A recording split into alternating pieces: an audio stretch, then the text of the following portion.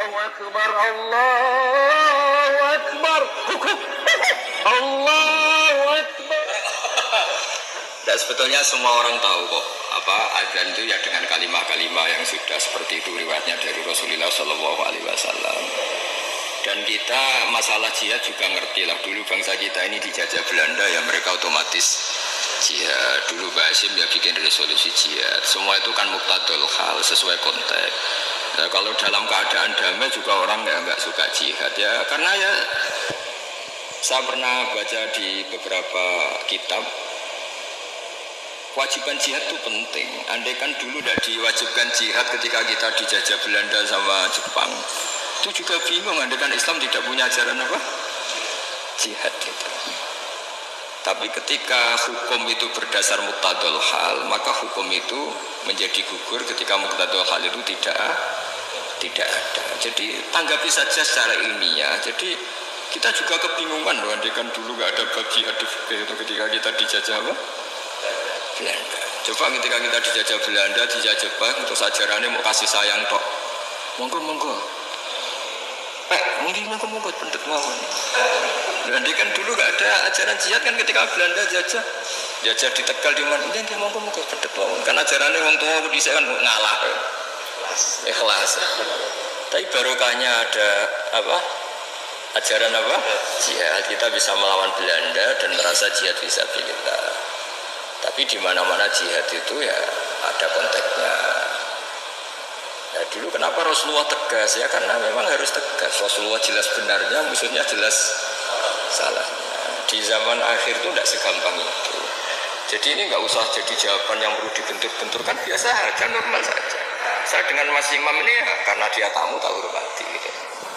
Tapi kalau mulai ganggu waktu saya tidak saya hormati lagi kan.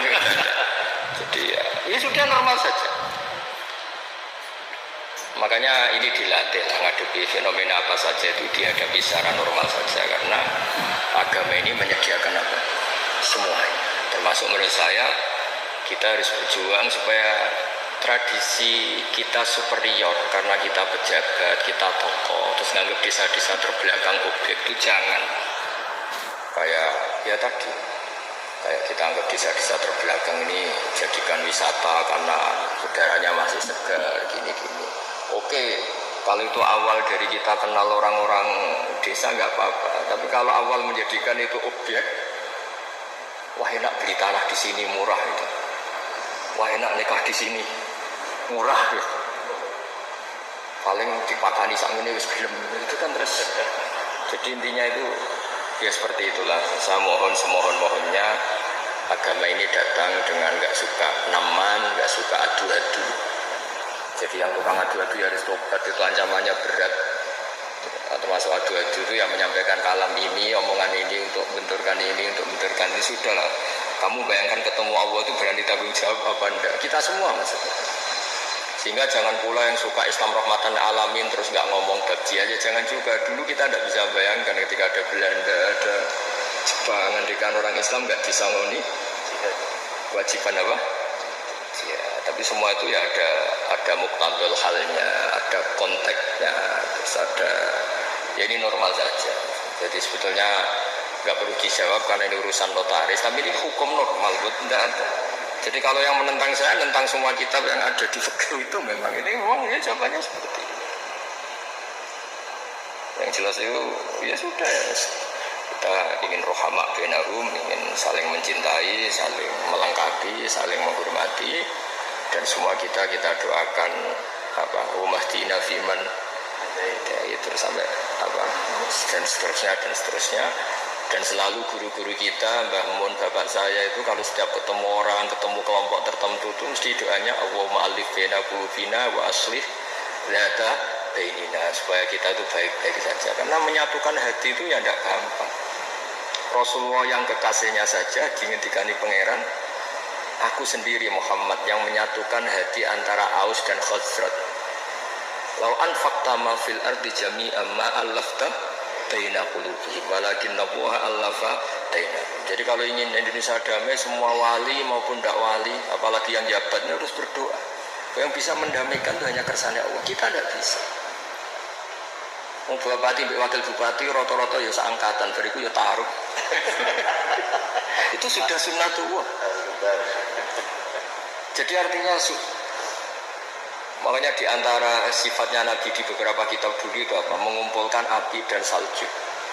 Ketika Ka'bul Akhbar dan banyak peneliti Taurat itu ngerti Nabi punya sahabat yang bernama Abu Bakar yang dingin sekali dan punya sahabat Umar. Itu yang dimaksud. Itu mengelola hatinya orang itu. Apalagi ngelola 2 istri atau 3 istri dari zaman itu susahnya. Ilmu tersendiri. Iya itu kan.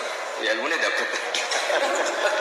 Jadi saya mohon sekali lah bahwa kita harus sering berdoa dan Allahumma alif baina qulubina wa aslih data ini.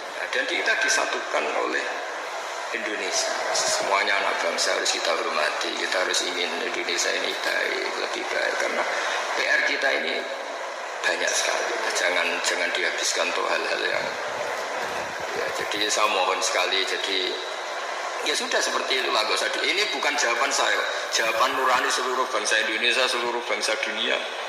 Itu kan ya normal lah, ini kan sudah. Sebenarnya nggak perlu dijawab, sudah normal, ini normal sekali. Mana ada saja. Ya ini gue mawon kula nih, Pak. Udah ini sudah selesai. Selesai. Lan kok kasih setunggal mari. Oh ya. Ya.